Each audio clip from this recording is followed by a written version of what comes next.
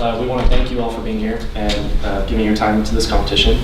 But just to give a little bit of context to the presentation, the judges, you guys will be fulfilling the role of congressional committee known as the Energy Task Force, and you have summoned us, a panel of experts from various industries, to appraise the issue of fracking, and in order to determine whether it's a viable practice to include in America's energy toolkit in the future. Thank you. All right. You want to introduce your members? I just want to Sure. make sure. Let's do that real quickly so we can start the clock. So I will be playing the role of historian of technology and expert on technology. okay.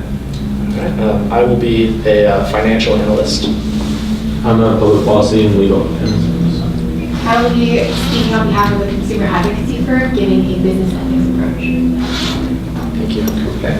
Very good. And who will be our? That's me. Okay, great. So I'm going to go ahead and get started here.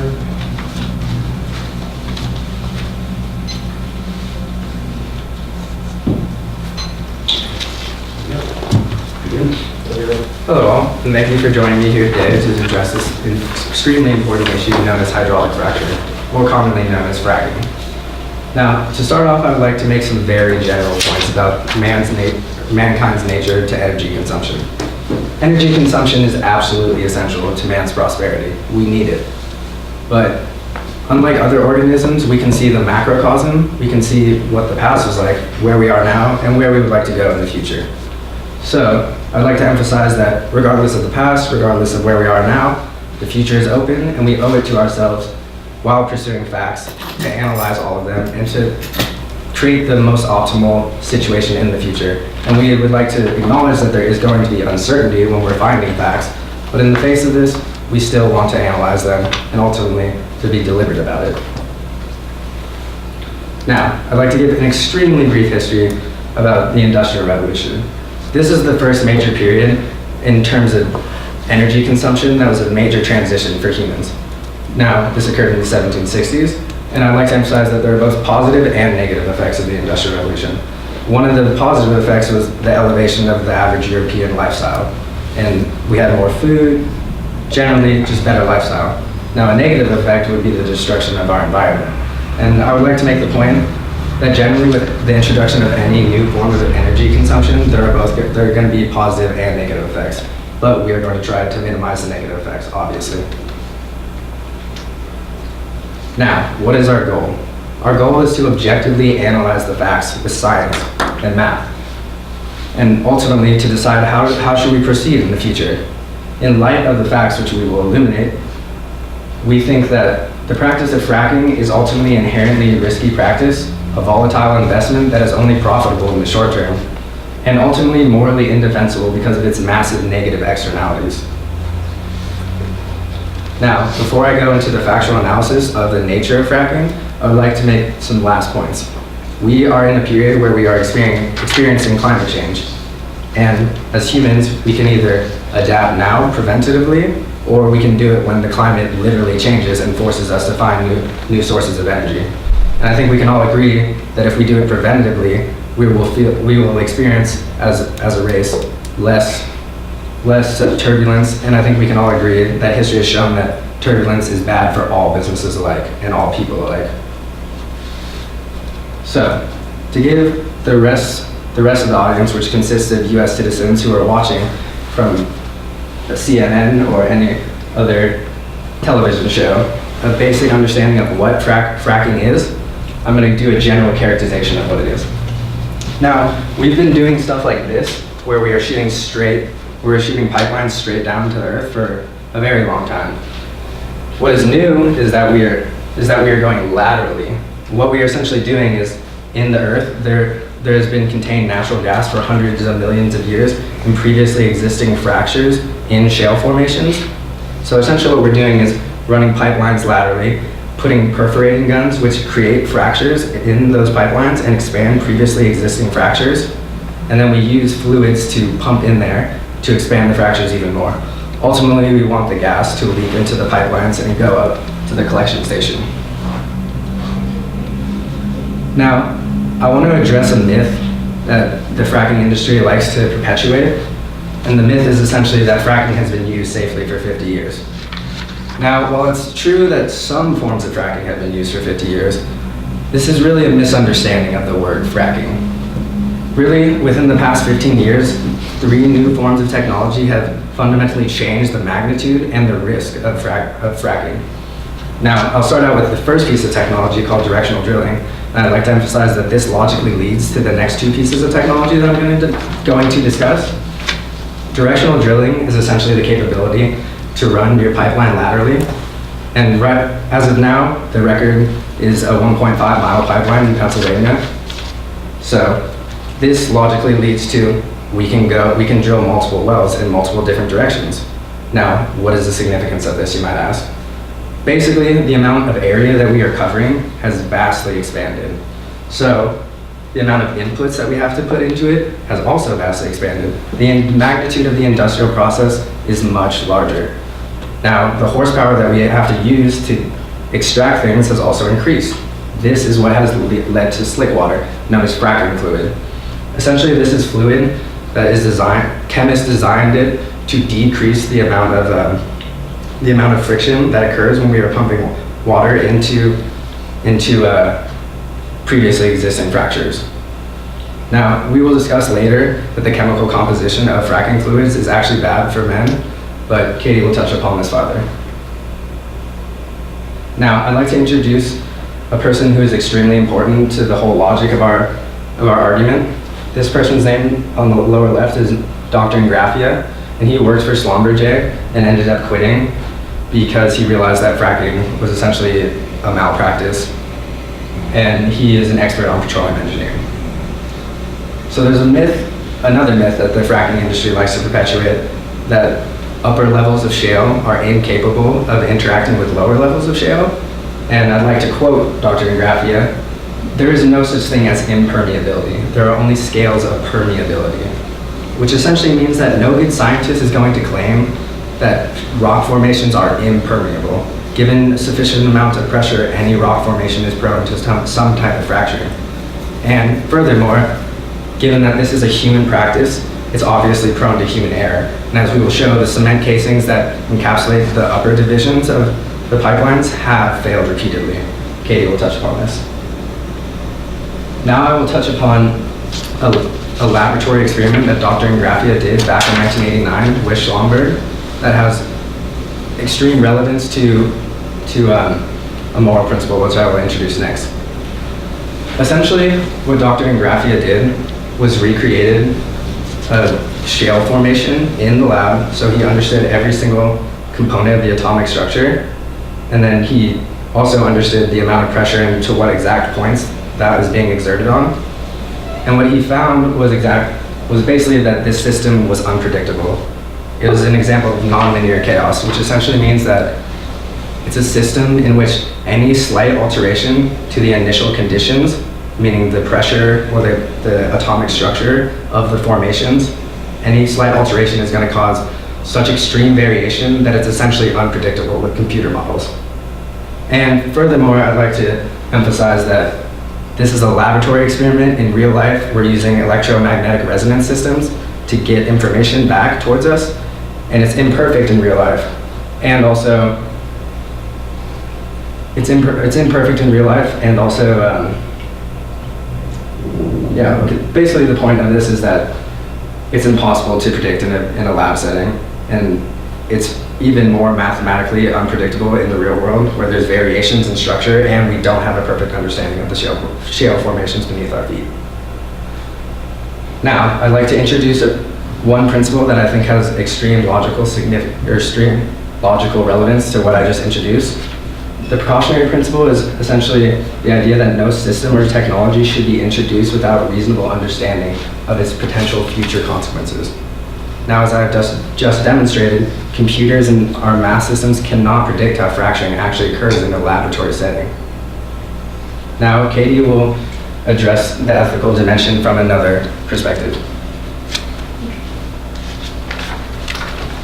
Okay, thank you, Mr. Fearon, and good afternoon, everyone. My name is Katie Stevens, and I will speak today on behalf of a consumer advocacy firm using a background in applied ethics and public policy. I will offer an analysis of hydraulic fracture using a business ethical framework. In doing so, I will speak to the ethics of the practices of fracking corporations. I will also speak on the current and future implications of these practices and how they have and will continue to adversely affect the quality of life for citizens who live in heavily fracked areas. Lastly, I will speak to the environmental degradation that ensues as a result of these practices and why that in itself is morally problematic. I will begin by outlining a few central tenets of expected business practices, these being a necessity for businesses to ensure that their practices that these practices ensure civilian safety. Further, that practices have transparency. Lastly, that they minimize negative potential environmental harms. In juxtaposition to the precautionary principle, which Mr. Fearon previously spoke on, is the risk assessment principle, which is the idea that without scientific certainty that a substance or process is harmful or dangerous, we should allow it depending on whether or not it is worth the risk. As Mr. Fearon aforementioned, fracking as of now violates the precautionary principle by implementing practices before we have a scientific and comprehensive understanding of its potential negative effects. The principle of nonlinear chaos scientifically proves that as of now it's impossible to understand these potential effects. And it's essential to note that 1 in 20 wells fails immediately, while 50% of wells are projected to fail within 30 years. This fact is indicative of the inherent instability of the fracking method. This further refers to the risk assessment principle by showing us that it's simply not worth the risk. The next point that I will talk about is the necessity for businesses to engage in practices that ensure consumer and civilian safety. Unfortunately, fracking practices have consistently shown to adversely affect the quality of life for citizens who live in proximity to the toxic, unstable, and unpredictable wells. In Pennsylvania, which lies on the Marcellus Shale, there have been over 800 reports of health problems associated with exposure to chemicals involved in hydraulic fracturing. 9,310 individual fracking operations disclose the use of at least one known carcinogen, and over 25% of chemicals can cause cancer and mutations. 37% can affect the endocrine system, which is associated with reproductive health and development, and over 40% have demonstrated harmful ecological consequences. Due to the fact that these wells have been shown to fail and leak, these chemicals are able to permeate into and spoil local groundwater, water supply, and air quality. As a result, people in these communities are getting sick, as exposure to fracking chemicals has been linked to asthma, nausea, neurological, and other health issues. As evidenced in the case of Dimmock, Pennsylvania, these citizens are compelled to uproot and move from their communities against their will. Essentially, fracking is compromising both their way and quality of life, something that is simply not ethically justifiable. The next business ethical model that I will speak to is the necessity for businesses to engage in transparent practices.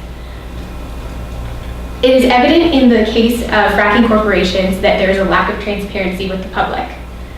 This has consistently been shown in fracking corporations' practice of withholding information on the toxicity of the chemicals associated with hydraulic fracturing.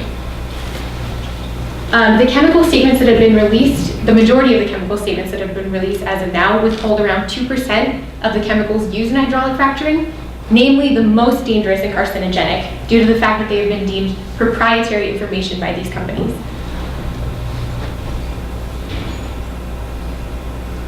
Another issue associated with the lack of transparency on the part of fracking corporations is the use of non-disclosure agreements. Essentially in this, individuals who have been negatively affected by proximity to fracking sites are encouraged to accept large settlements in exchange for their silence about their harmful experience. In this, industry is essentially de jure eliminating the possibility for dissent on these issues so that the public can adequately assess whether or not to welcome or reject these practices. The next principle that I will speak to is the responsibility for businesses to engage in practices which minimize potential negative effects. Fracking wells, as of now, use several hundred millions of gallons of water in its lifetime, a resource that simply cannot be further depleted. Another issue associated with fracking is the increasing links to fracking resulting in earthquakes. This is due to fracking's process of re-injecting contaminated groundwater deeper into shale formations on or near major fault lines. This practice has been shown to be linked directly to minor earthquakes in Youngstown, Ohio, as well as several other US cities. Further, potentially the most dangerous environmental consequence associated with hydraulic fracturing is the methane emissions that these sites are giving. The EPA cites methane as the most dangerous greenhouse gas as of now, and fracking has been linked, and in drilling areas, 2.3 to 4.6 grams of methane are released per second per kilometer squared. This is dangerous due to the fact that methane traps 20 times more atmospheric heat than carbon dioxide. If these practices continue, the pace at which the rate at which we will achieve global climate change will be greatly hastened. So in conclusion, it is evident that these practices are unethical due to the fact that businesses fail to tell the public about the potential negative effects of these practices, as well as the environmental consequences that just inherently follow as a result of these practices.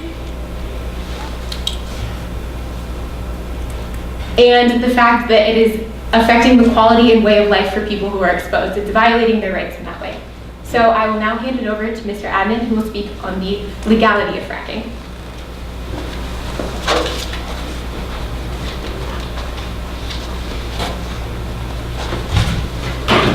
Hi, as stated earlier, I'm a public policy and legal analysis expert. The first thing I would like to examine is the legislation pertaining to fracking or the lack thereof, as well as the questionable relationship between fracking and the fracking industry and the law. As stated earlier by Mr. Farron and Ms. Stevens, the fracking industry has pursued perhaps not the best policies in their industry practices. There's a correlation between earthquakes caused by them as well as the toxicity of the chemicals used. So, and this is being linked to environmental degradation as well as perhaps jeopardizing human health. So this brings about the question, why not regulate them? And in fact, we have regulated them or have attempted to do so while also exempting them from certain legislation, particularly environmental legislation. The first way I would like to examine this question is through a case study of the Safe Drinking Water Act. The Safe Drinking Water Act made it illegal to inject any toxic chemicals into the ground. This lasted until 2005 when the Federal Energy Commission kind of gutted this legislation, at least pertaining to the fracking industry, and made it legal for them to inject toxic chemicals into the groundwater with the exception of diesel, because diesel has been shown to have such negative effects on the environment. This is a list of some of the environmental regulation that the fracking industry is exempt from, including the Clean Water Act, the Emergency Planning and Community Right to Know Act, the Resource Conservation and Recovery Act, and the Clean Air Act. There are numerous others. These are just the ones I felt that were most pertinent to the discussion. So this evokes the question, if the federal government is not able to effectively regulate this industry, the fracking industry, how are we supposed to regulate them and how ought we regulate them? Luckily, the United States government is set up in a federation, and that allows us, when the federal government isn't able to do its job, for the state governments to take over, at least pertaining to their area. And that's exactly what's happened. 9 states have regulation pertaining to fracking that goes farther than the federal government's. And in fact, California has the strictest legislation pertaining to fracking. This year it was passed, it's known as SB 4, and it makes it illegal for the fracking industry to start to drill until they disclose all chemicals used in the drilling on the internet in a timely manner before the fracking and drilling goes on.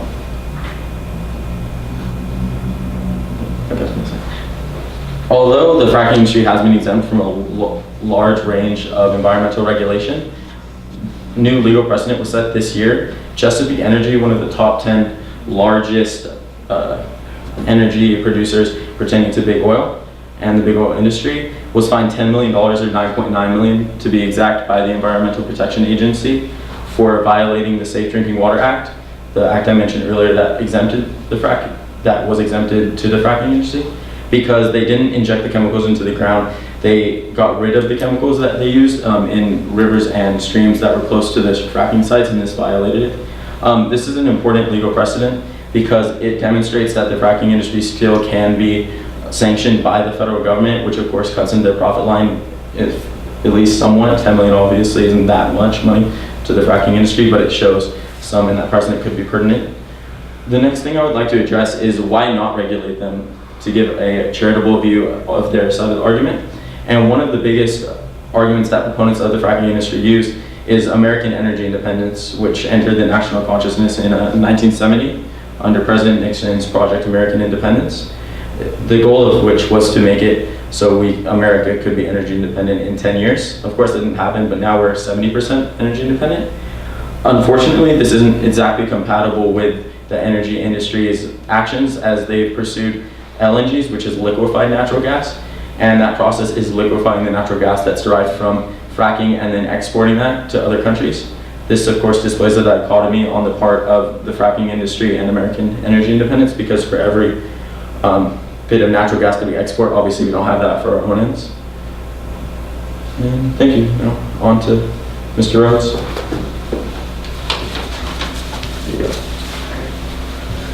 Good afternoon. One of the major themes that we've been discussing in this presentation so far is the fact that obviously there's numerous factors that play into a business decision when we're deciding to sanction or not invest in a practice that has the potential to affect a community like fracking. Now, as a team, one of the biggest issues that we've been grappling with is how exactly a board of directors would justify investing in the practice of fracking.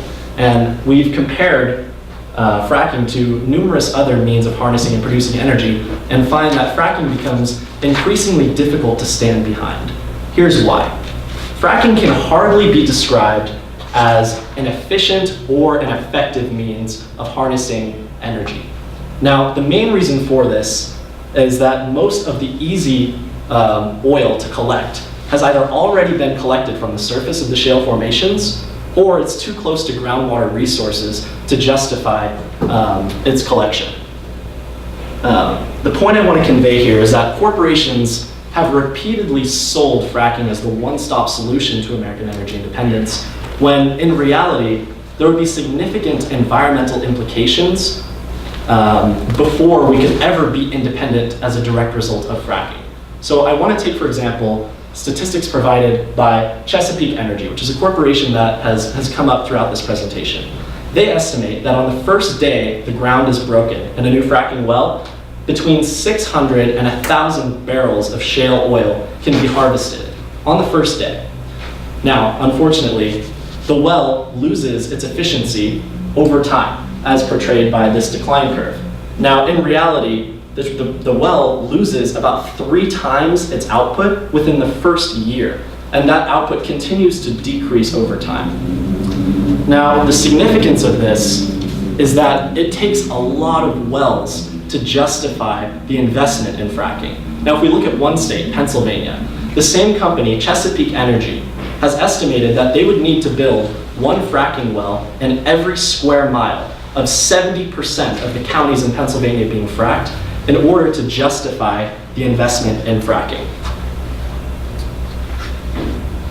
Now, another aspect of this that is particularly important to our financial analysis of this is the specific efficiency of the type of energy that's being collected as a result of fracking.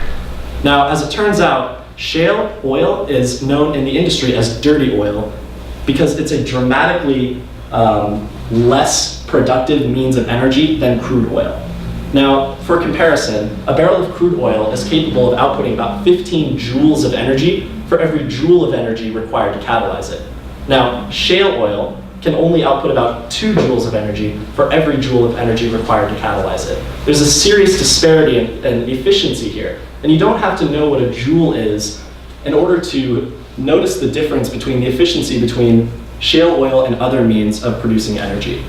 Now, solar, for mere comparison, is not the single component of our solution to the American energy crisis, but it serves as a valuable comparison to this point. A solar energy field that had panels totaling a surface area of 62,000 feet squared, about the size of a football field, is capable of producing the same amount of energy as a fracture well that's producing 300 barrels of shale oil a day. And that's a generous assumption. Most fracking wells aren't capable of producing 300 barrels of shale oil a day after their first year. However, the difference is obviously that solar energy is continuous and renewable, meaning it can't dry up. Your investment can't dry up. Now, my next point is in regard to the precious resource of water that's come up repeatedly also throughout this presentation. Now, in British Columbia and Canada, the fracking industry alone is authorized to use up to 60 million gallons of fresh water a day for their fracking operations. These can be siphoned from rivers, reservoirs, and lakes in Canada. Now, for comparison, that would be enough water to fuel 350,000 American homes for a week. From a business perspective, it seems impossible to justify this viral growth of wells as a business plan, considering the unlikelihood that leases will be acquired, and also considering the tremendous environmental impact that each individual well has potential to carry on local communities and ecosystems. So, in order to summarize the presentation, I want to point out that we've considered objectively the history of the technology of fracturing while trying to limit while trying to maintain and promote our objectivity in analyzing other aspects of this, including, as Katie mentioned, the various business ethic principles, legal obstacles that the industry faces, as well as certain financial nuances that characterize the industry. In conclusion, we believe that in its current form, fracking is an unjustifiable business practice because of these main points. So, to close out, Rory is going to provide a quote. Now, the point of this visualization is to essentially have a macrocosmic step back on humanity as a whole. And the person whose quote this is, I'm sure you're familiar with, the author of Brave New World. But if animals can get more than they actually require to subsist, they take it, don't they? If there's been a battle or a plague, the hyenas and the vultures take advantage of the abundance to overeat. Isn't it the same with us? Forests died some millions of years ago. Man has unearthed their corpses, finds he can use them, and is giving himself the luxury of a real good guzzle while the carry-on lasts. When the supplies are exhausted, he'll go back to short rations, as the hyenas do in the intervals between wars and epidemics. Now, one point I'd really like to drive home with this quote is that we are not just animals, and that we can step back and make a presentation like this and anticipate the future. And I think as the human race, we owe it to ourselves to anticipate the future and not to wait out, as many other species unfortunately have. Thank you. Good. Okay, so we're going to go ahead and begin our Q&A portion. So just to remind all of our judges, we want to kind of maintain our role. Just for clarification, tell us again, what is our identity? So in this presentation, your identity is the Energy Task Force, or congressional representatives, and you've summoned us here to the halls of Congress to talk about fracking. Okay, very good. So I'll start things off, and I'm supposed to start things from kind of an ethical perspective. So I represent a number of different interests. I happen to have communities that want fracking, despite all the evidence, and there are fair claims that could be made for each of those arguments that you've made. I have communities that want this to occur. Is it ethical for you to suggest that we just simply not pursue this technology, which in many people's opinions is very early?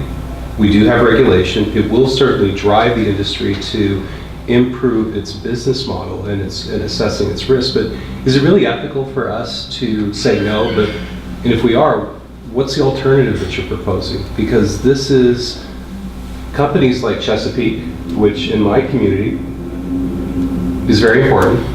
It's profitable. It's paying dividends to shareholders. It's also employing many people. It's also paying taxes. It is also allowing people who have that right to choose, right, what their appetite for risk is. Is it right for us to deny these people Because this is a large issue, but ultimately, since one of you mentioned this earlier, we do have a system of federalism. Shouldn't we let communities decide what they want to do?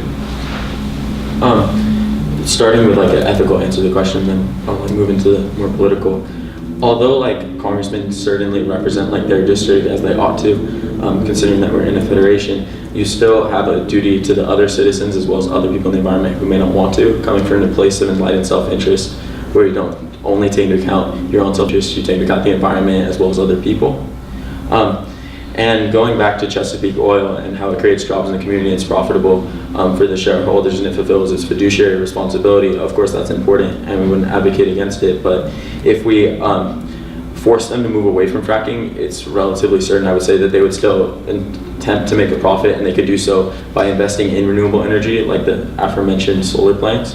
And if that could be moved into the community and fracking taken out, it could still pay those saved dividends and create the same amount of jobs, if not more, because the fracking will eventually run out as opposed to renewable energy, which Well, the company, from what I understand, in my congressional district, has reasons for wanting to keep the special elements of the propants under kind of lock and key, but this is their core business.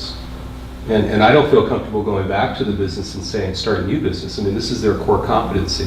So I just want to kind of share that with you, because I don't know that it's really our role to tell businesses how to do business. And if this is what they do, then I think we have to kind of acknowledge that. Even in what they do, like, of course we live in a capitalist system, right? And it's not completely a free market. We exist in a Keynesian economic system, and as such, of course, you need regulation because the economy is cyclical. And in an economy, one thing is responding to what consumers want and changing and evolving, and that's exactly what fracking was, because they need to respond to this new problem of the easily accessible crude oil running out. And so I don't see why they couldn't possibly move from there and then go to renewable energy if that's what the market demanded, prompted by like democracy. Okay. I'll go ahead and kind of open it up now to the judges, so feel free in whatever order. Okay, I'm a senator from West Virginia, and I'm up for re-election. My ethic is to be elected. How am I going to get elected if I follow your advice? That's his stuff. Are we taking into account like the campaign donations by the fracking industry, or we're going to Oh, I forgot to mention, I'm a senator of the people. That means individual people and business people. And I don't fund my own campaigns. I'm not that wealthy. So how am I going to get reelected? Assuming that you can get the grassroots support and you're have a strong base of support in your How am I going to get the grassroots? West Virginia, Right. Well, our whole state exists on employment. How am I going to get reelected? Answer the question. Well, of course every state runs on employment, but you could, if you look at the effects of fracking, there are obviously huge negative effects to human health, and I would say once that happens and you can bring that question up in your candidacy and part of your platform is responding to that and addressing those health concerns. I think that to look at this question from a different angle, I think we definitely need to consider the fact that you can't necessarily be elected on the single supported ideological support of fracking, because I think there's such a tremendous national, at least, awareness of this issue. And one of the things we tried to illuminate earlier is the fact that most people don't really know what fracking is, but the 49% that do are opposed to it. And I think that although you could argue that a politician would need to represent his base, I still believe that as a senator representing the United States, a senator would have to take into consideration the well-being of the other members of the system, especially this country. So although one senator could feel justified in his support of fracking in order to preserve his election, our consensus is that that action wouldn't be morally justified, and we would speak against it, because it's not justified to accept money in order to preserve an industry with such tremendous ecological impact. Even considering the huge industry that fracking could be and already is in West Virginia, it's impossible to discount the environmental impact and the awareness and the consideration of the humans in the surrounding states that should have at least some say in how this industry is endorsed by the government, considering that water resources aren't defined by state boundaries and millions of people could be affected. You convinced me, and you also gave me 2 planks to run on to get reelected that won't put me between the crosshairs, so I appreciate that. You know, I'm supported by a PAC, Political Action Committee, and as part of the PAC, you know, a large amount of money is coming from utilities, so independent power producers who rely on fracking to extract that cleaner burning fuel so that they could be in compliance with the Green Energy Act in California, Louisiana, wherever you are. So if you're proposing to do away with fracking, that's doing away with a lot of the natural resources that the people that sponsor me, you know, would need to, in order for them to be compliant with the Clean Air Act. So how do we address that?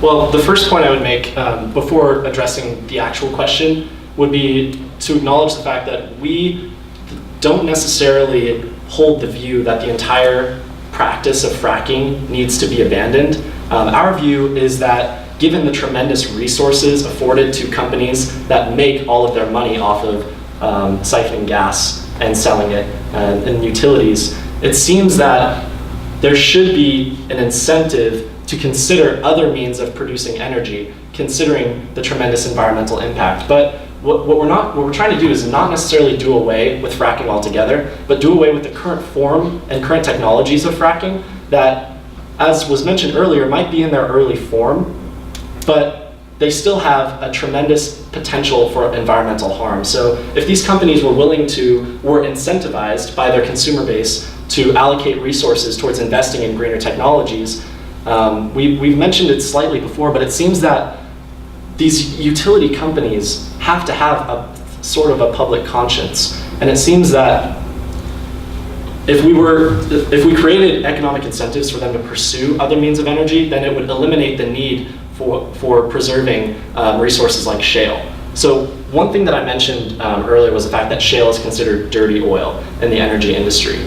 And it's from the perspective of raw efficiency, it doesn't seem justifiable to continue to scrape shale out of the earth and try and justify it as a means of energy and uphold it, considering that there are so many other means of energy that are more viable.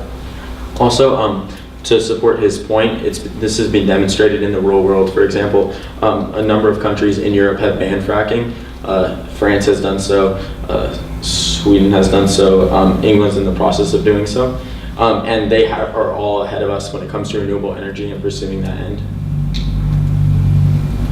And their energy is also far more expensive than ours, I would say. And there's certainly an ethical issue there if you're driving up energy prices. But setting that aside for a moment, I heard a lot in your presentations about what's wrong with fracking, but other than one brief reference to solar at the end, I didn't hear anything about how this compares to other forms of energy, which we all know have their own very significant external negative externalities, whether it's coal mining or traditional drilling for oil or even windmills for that matter. So from an ethical perspective, given that we have to have energy, and given the I would say, the moral imperative of maintaining energy at a reasonable cost for the people of this country and the people that I represent, how does fracking compare to the alternatives? Because it's all relative in this world. I think we essentially didn't have time to cover the broad spectrum of alternative energy, which is why we only touched upon solar. but I think that it's essentially gonna have to be very like multifaceted. We're gonna have to do solar, geothermal, wind turbines in the water to catch that, and then also clean coal technology is very like in debate right now. A lot of people don't really like the idea of sequestering CO2 for hundreds of years, but I think that just the fact that basically all the factories that produce concrete right now, which is, I think we can all agree, is like a major component of like Western society, all of those operate on coal alone. So the cost for alternating to like some type of alternate form of energy for that specifically is basically impossible. So I guess my answer is that it's very multifaceted. It can't just be solar. To that end, it's also worth acknowledging that, I'm sorry.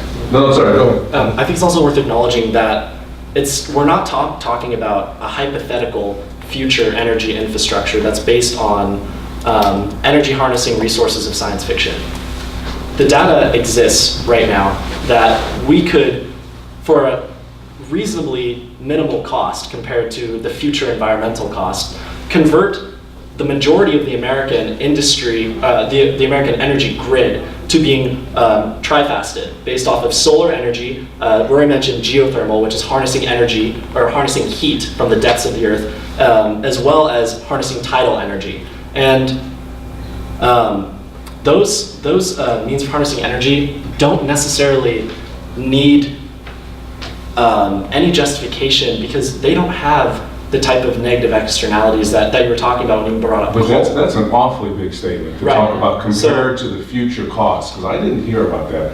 I heard a statement very early on about when it comes to climate change, there would be less turbulence if we adapt now than adapt later. And I didn't see anything to Right.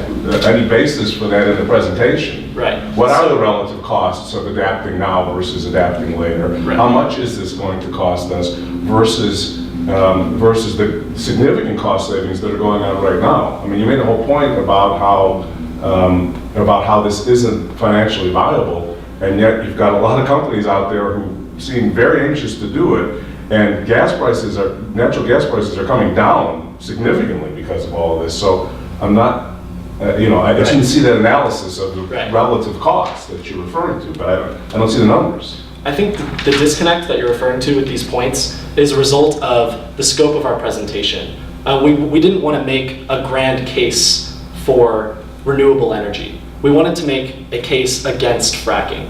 And the reality is that my point about fracking not being a financial business practice, I'm not in denial of the reality that they're making billions of dollars off of the gas that they can siphon from the ground.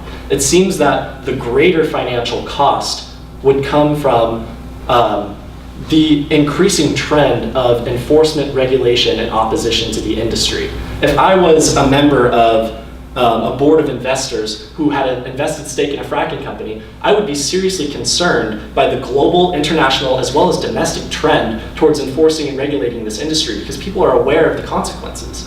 And I think that if you don't consider that financial problem, then as Rory mentioned in the presentation, it's really just a one and done type of investment. You're just trying to siphon as much gas as possible, as quickly as possible, to beat the trend of public opposition. And not only is that unethical, I don't think it's profitable. Well, so geothermal energy is extracted via directional drilling as well.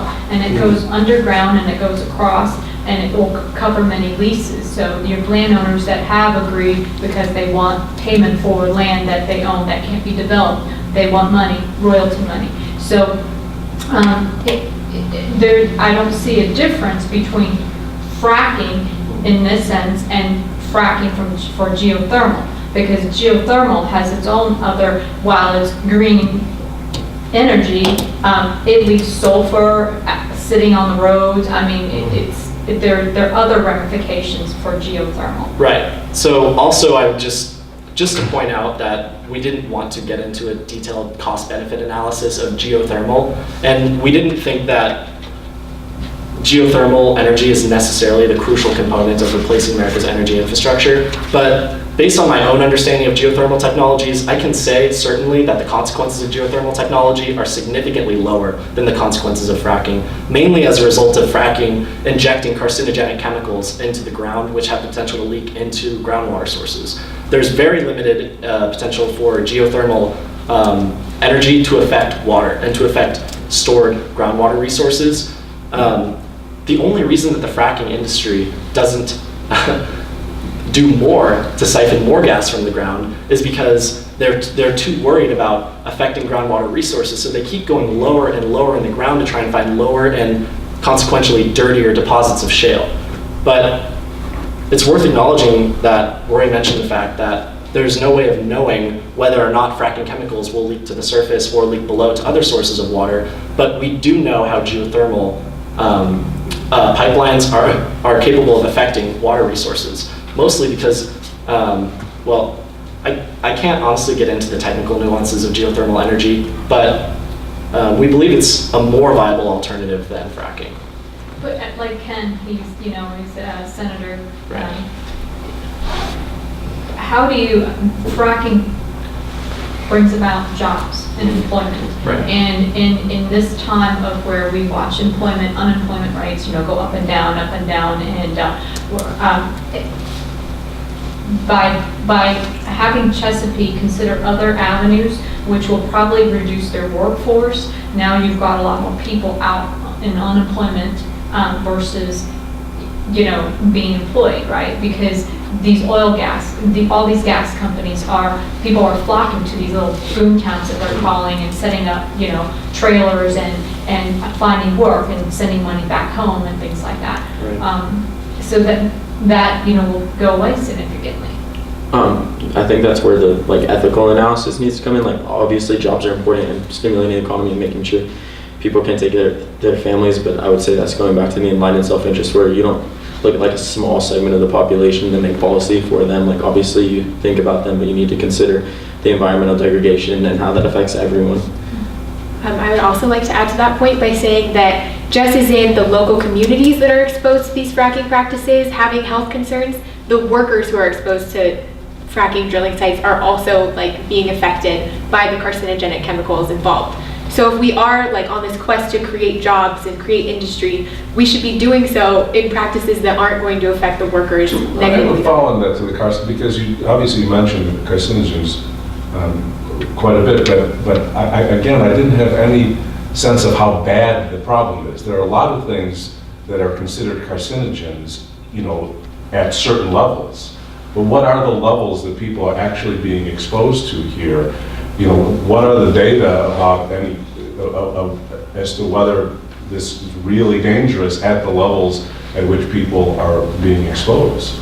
If you go back to your beginning slide, you showed some numbers. Can you go back a couple where you showed your numbers, and in the scheme of things, the numbers seem small considering the number of people out in the in all the shale.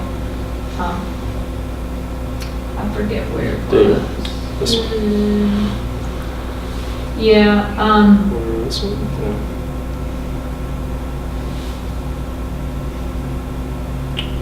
Yeah. Well, that was one of the places I was referring Right. to, was the last slide there. Right. And the 25% can cause cancer. Well, okay, but can cause cancer at Right. what levels? Are people actually being exposed at those kinds of But levels? see, What are the this- actual dangers? And this was what caught my eye, was there's 9,310 individual fracking operations disclosed that use at least one carcinogen. So that's just one carcinogen that's being. Well, so the first thing that I want to say in response to this is you brought up the fact that we didn't explicitly elucidate on the nature of the chemicals and the extent of the chemicals, and one reason for that is that we largely have no idea. It's taken significant legal action to get any of the chemicals disclosed in fracking operations released, and when they have been released, what we found is that there are over 500 chemicals that are present in the fluid that they're injecting into the ground. And it seems that we can attribute a certain objective negative outlook towards carcinogens and towards chemical agents when they have the potential to threaten groundwater. And I don't think that we necessarily have the means to know right now exactly the extent to which groundwater has already been damaged by fracking operations because they refuse to disclose the chemicals by labeling them as proprietary. And, sorry. No, I just want to let everybody know that kind of exhausts our time for that Q&A portion, so I didn't mean to cut you off, but so what this now means is we have 10 minutes to just offer you some feedback. I can start out and then just first of all, you picked a really tough issue, and don't take our questions as being anything other than trying to help you. I think fracking is a pretty easy issue to pick on, but I think when it really gets right down to it, it's much more difficult to really substantiate in many ways and in many people's eyes. So I thought you held up to some pretty tough questions pretty well. Okay, and I want to give you credit for kind of maintaining your composure because I know it's not easy. I also want to commend you on using Prezi. Prezi works often but not all the time, and I thought that you found a nice way to kind of balance Prezi, you know, with your presentation. Just a little bit of feedback. I also liked how you distributed the presentations. You know, each of you had substantive parts, and you did well. A couple things going forward. You left us kind of on the edge of the cliff. You know, you didn't give us really recommendations or alternatives. And if you put us in the position of being kind of a panel of political animals, if you will, we need alternatives. And I know that you touched on some, but you need to give us a really built out list of options that we have. The other thing I would share with you is it might be an easier strategy to move away from the macro and really just zero in on a community. You helped the group by saying Western Pennsylvania. It might have been easier just to focus your analysis on a community, because then you really could do what we would expect, and I think you would all agree, a really well-vetted benefit cost analysis.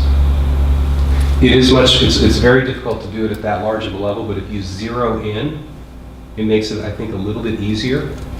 And I think it also helps you and us break kind of the abstraction, you know, because when you really make it real, if you had shown a picture, for example, of a worker, and I'm just using hypothetical, whose teeth had fallen out, or who was hooked up with an IV, that would convey to us that there is an element here that we need to, now we might argue, right, is, you know, that really happened because of this and exposure, but that would have, I think, helped your case as well.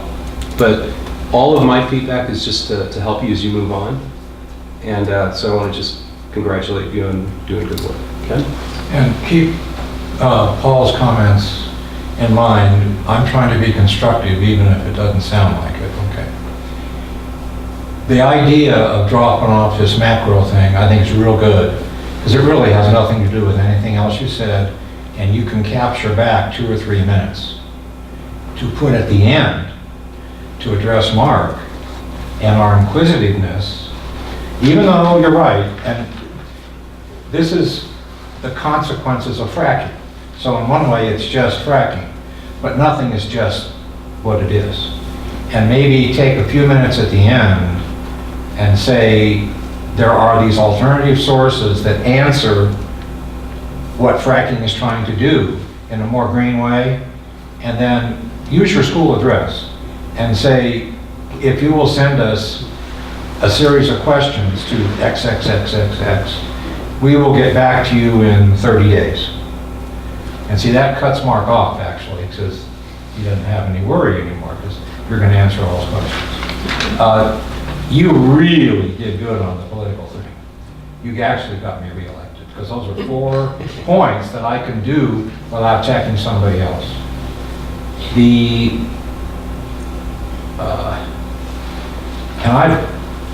Excuse me, your last name? Or your first name? Tyler. Tyler, you were a good example of the reality of ethics, discussing it with someone else who has their own ethics that might not be as good as yours. And you had backbone, you stuck to it. Because people that are interested in ethics want to hear an ethical person. And an ethical person knows the word no. In my career as an attorney, there's numerous times that judges or DAs have consulted with me because I'm a straight shooter about what I shoot. And so it's not about agreeing. It's being professional, polite, and accurate, but don't be afraid of someone saying, go back and maybe never come back, because that doesn't say ethics. You all impress me as very ethical people. And then, oh, a couple little, you used the word jewel, and then said you didn't have time to go into it. Just a sentence about what jewel is. Now, as this self-centered, old-style politician from West Virginia, I'm also, usually people that are behind the times, it's because they're a little less educated than you may be. And you made that reference to Aldous Huxley, and you said, of course, we all know who that is. You would be surprised. Don't say of course. Can I say it? Of course. Yeah, don't fill in. The other thing is, and you're good at this, the ums and thes and saying words. You're thinking, and you want to say a word, but don't say it. Like, you don't do the. You'll hear people go, or yep, or yeah. Of course, it's a filler, because we all think faster than we talk, and with your time constraints, your pressure is great. But don't assume that we all know who Aldous Huxley is. So don't say that in face of a person with power. Yeah. I thought you guys did great for, when they say second, third year, that means you guys are sophomore, juniors, or, right? So I think that for undergraduate, this is an excellent piece of work that you guys put together. However, I do have some presentation comments to make. I don't remember your name. Rory. You were articulate and you were good, except the only thing is it was more like a theatrical event with you up there.